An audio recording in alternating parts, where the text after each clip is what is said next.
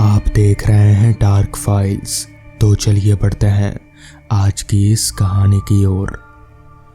विनोद गांव के चौराहे पर बस से उतरा तो देखा पास वाले नुक्कड़ की चाय की दुकान पर कुछ लोग जो बैठे थे वो आश्चर्य से खड़े हो गए और विनोद को लगभग घूरने लगे। विनोद वहां से निकला और गांव में घुस गया। जैसे जैसे वो गांव में बढ़ रहा था, लोग लगभग उसे देखकर रुक जाते या बस देखते ही रह जाते।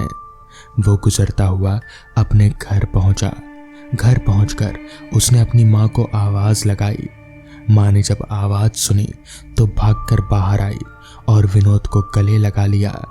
तभी बाबूजी भी आ गए। विनोद के दोनों पैर छुए। बाबूजी मुस्कुराते हुए बोले, अरे कैसे हो?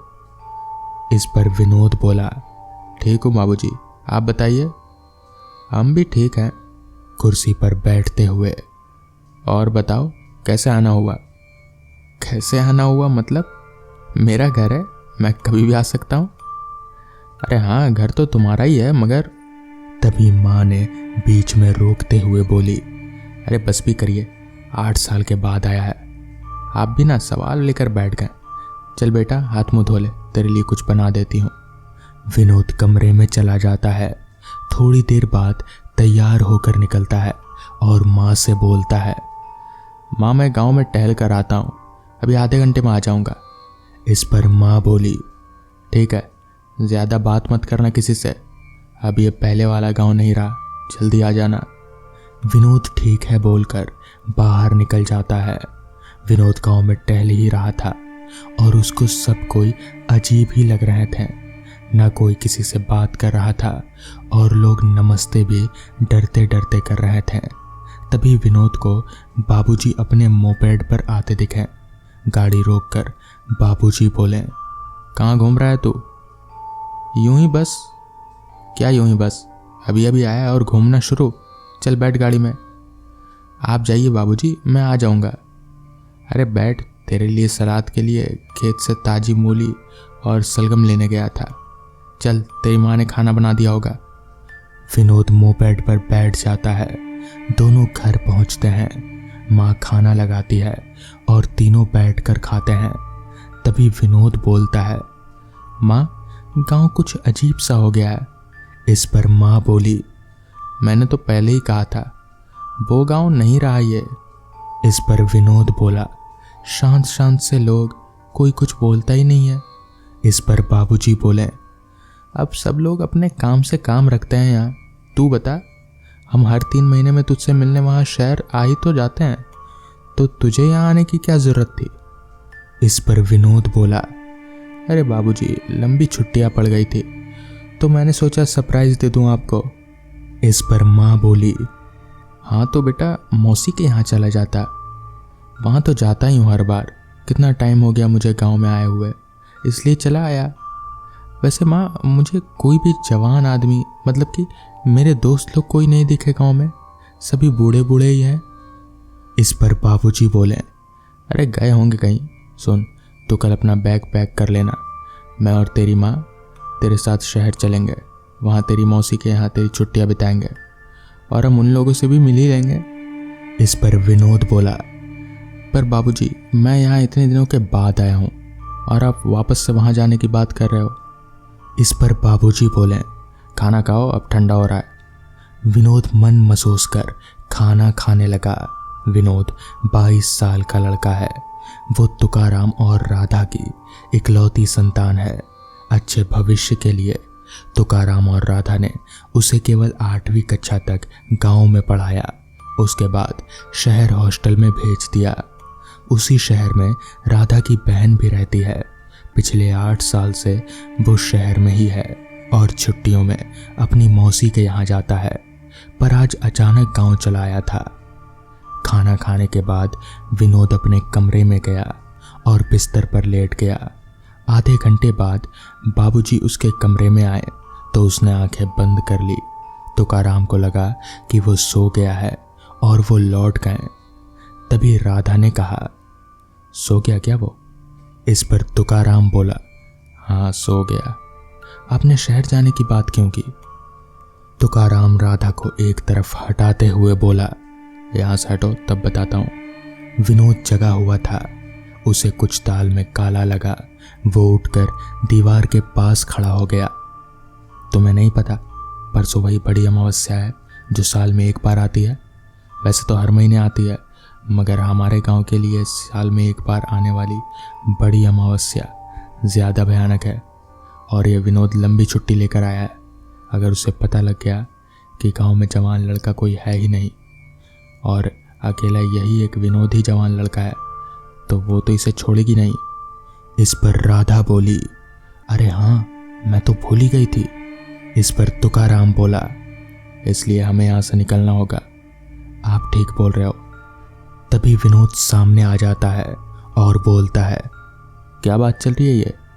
तुकाराम सकपकाते हुए बोला, तुम सोए नहीं अभी तक? इस पर विनोद बोला, नहीं, आप दोनों कुछ बात कर रहे थे, वो बताइए। इस पर राधा बोली, अरे हम तो ऐसे ही बोल रहे थे, तू सो जा। इस पर विनोद बोला, अगर आप नहीं बताएंगे तो मैं कहीं नहीं जाऊंगा, यहीं रहूंगा।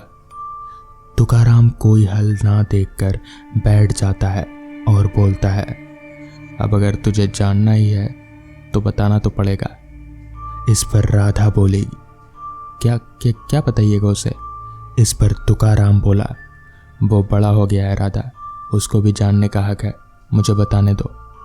सुन, तेरे जाने के 2 साल बाद, यानी कि 6 साल पहले, आगे तुकाराम ने बताया, हर बार की तरह यहाँ गांव में बड़ी अमावस्या का मेला लगा हुआ था। उस मेले से खेरू, जो गांव से अलग परिवार के साथ रहता था, उसकी लड़की गायब हो गई थी। वो काफ़ी कोशिशों के बाद नहीं मिली। 3 ही लोग थे परिवार में, खेड़ू, उसकी पत्नी और 18 साल की उसकी बेटी, जिसकी शादी अभी 2 महीने में होने वाली थी। 8 महीने गुजर गए, मगर खेड़ू की बेटी सरिता का कुछ पता नहीं चला। वो दोनों पागल से हो गए और फिर एक दिन दोनों ने फांसी लगा ली। गांव के बाहर रहते थे, इसलिए किसी को पता भी नहीं चला और 3 दिन बाद उनको लटके देखा गया। गांव वालों ने उनका अंतिम संस्कार कर दिया और फिर अगले साल बड़ी अमावस्या पर जो मेला लगा तो चमन सेठ का लड़का गायब हो गया। उसका भी कुछ पता नहीं चला और अगले साल राघव का लड़का गायब हो गया। इस तरह से अगले 4 साल में 4 जवान लड़के बड़ी अमावस्या को गायब हो गए और उनका आज तक कुछ पता नहीं चला। पुलिस भी हैरान परेशान है। धीरे धीरे सबने इस गांव की ओर आना बंद कर दिया। गांव के लोगों ने अपने जवान लड़कों को सबको शहर भेज दिया। यहाँ कोई बस नहीं रुकती। तभी तो तुम जब गांव में आ रहे थे तो लोग तुम्हें घूर कर देख रहे थे। पिछले साल से गांव वालों ने बड़ी अमावस्या का मेला लगाना भी बंद कर दिया। एक पहुंचे हुए बाबा से पता किया तो उन्होंने बताया, इस गांव पर एक कुंवारी आत्मा का साया है और बड़ी अमावस्या को वो प्रबल हो जाती है, इसलिए युवा लड़के गायब हो रहे हैं। हर कोई यहाँ इसलिए अपने बच्चों से दूर डर के साये में जी रहा है। सारी बातें सुन विनोद बोला, ये 21वीं सदी है बाबूजी, आप भी कहाँ फंसे पड़े हो। हाँ, पर जो हो रहा है उसे अनदेखा नहीं किया जा सकता। हद करते हो आप लोग। उन लड़कों को खोजने के बजाय आप यहाँ भूत प्रेत आत्मा अमावस्या जाने क्या क्या बोल रहे हो। इस पर राधा गुस्से में बोली, सुन, तू शहर में पला है ना, इसलिए तुझे नहीं समझ रहा। तेरे बाबूजी बिल्कुल ठीक बोल रहे हैं और उनकी एक एक बात सच है। तू मान या मत मान, तेरी मर्जी। हम कल बस जा रहे हैं। इस पर विनोद बोला, अच्छा ठीक है, आप लोग क्यों जा रहे हो? खतरा मुझे है ना, तो मैं कल चला जाऊंगा। ओके, जाइए, आप लोग सो जाइए। विनोद भी अपने बिस्तर पर लेट जाता है और कुछ सोचता रहता है। जाने कब उसकी आंख लग जाती है। सुबह माँ उसे जगाती है और वो तैयार हो जाता है। तुकाराम उसे बस में बैठा आता है। तुकाराम घर आकर बोलता है, चलो, चला गया वो, ये बढ़िया हुआ। इस पर राधा ने हामी भरी। दोनों अपने काम में लग जाते हैं। अगली रात बड़ी अमावस्या की रात थी। शाम होते ही सब लोग अपने घरों में छिप गए। पूरा गांव सुनसान हो गया। तभी चौराहे पर बस रुकी और विनोद उसमें से उतरा। वो अपने घर की ओर बढ़ गया। घर पहुंचकर उसने दरवाज़ा नहीं खटखटाया, बस बाहर ही बैठ गया। तुकाराम ने खिड़की से जब उसे देखा तो उसकी सांसें अटक गई। वो राधा को बुला लाया। उन्होंने जल्दी दरवाज़ा खोला। अरे तू यहाँ पर क्यों? तुझे तो मैं बस में बैठाया था। इस पर विनोद बोला, आप लोग जाइए, मैं यहीं बैठा हूँ आज रात, देखता हूँ इस अमावस्या का रहस्य क्या है। इस पर राधा चीखते हुए बोली, पागल हो गया क्या तू? वो ले जाएगी तुझे। अपनी नहीं तो अपनी माँ की सोच बेटा, आजा अंदर। विनोद कुछ नहीं बोला। तभी धूल का गुब्बारा उड़ने लगा और पेड़ भी जोर से हिलने लगे। हवा इतनी तेज कि जैसे तूफान हो। तुकाराम ने विनोद का हाथ पकड़ा और अंदर खींचा, मगर वो धूल का गुब्बारा उसके घर के आगे आकर रुक गया। उसमें से एक महिला का चेहरा दिखने लगा। राधा, तुकाराम और विनोद भौचक्के के रहकर उसे देखते रह गए।